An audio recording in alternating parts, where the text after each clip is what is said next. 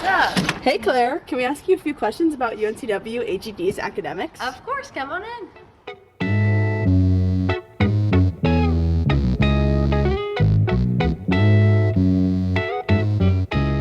So, what's your chapter's GPA? So I'm actually super happy to say that we prioritize academics within Alpha Gam. We actually had the highest overall GPA last fall semester, having a 3.57 GPA among all Greek organizations. Wow, that's amazing. Thank you. We're super proud.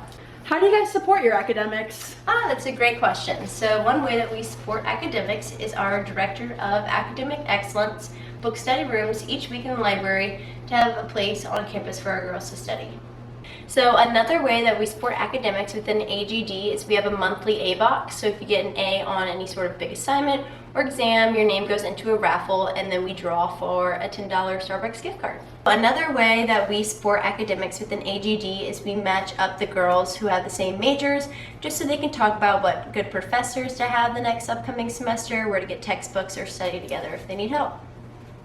What programs do you have in place for when members are not meeting your academic standards? One way that we help members who are not meeting academic standards is I meet with them and have some one-on-one council meetings to discuss additional study tips, just to give them some support as well as ways to get them back on track and feel more confident within school.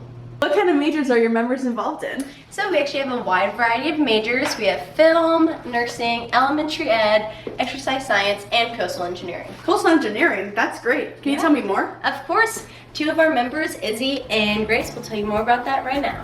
Hello, I am Grace Luders. I am a junior at UNCW and I am majoring in coastal engineering. Basically, it's to solve problems on the coast, whether it's human-induced or just naturally induced. Originally, when I came to UNCW, I was not coastal engineering. I didn't even know it was a major at the time. I was kind of undecided. I still wasn't really sure what I was going to be doing, basically all of freshman year. So I heard about coastal engineering from Izzy, who is also in AGD. I asked her what it was, what you can do, and she kind of just gave me just an overall explanation of the major. I was really interested in it. I decided to change my major to coastal engineering.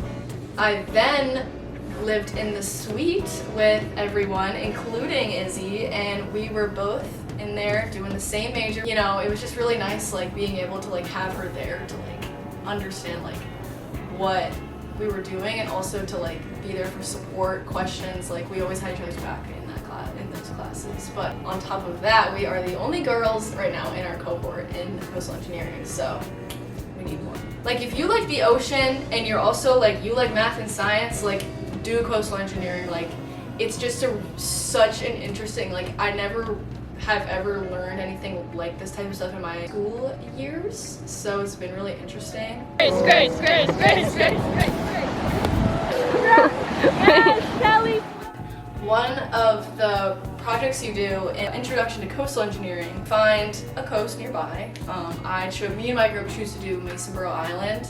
Went over the island, just assess the area, identify one coastal process. So basically, a storm came in and the tide is all the way out, and we can see that a storm came in because the tide is all the way out and there's a fish laying here, stuff like that, you know? So we had to explain how the dunes were created and things like that. We were explaining the inlets and the tide situation that was happening at the time, because there are different currents, and you'll learn there's so much more to the ocean than just the waves and the sand.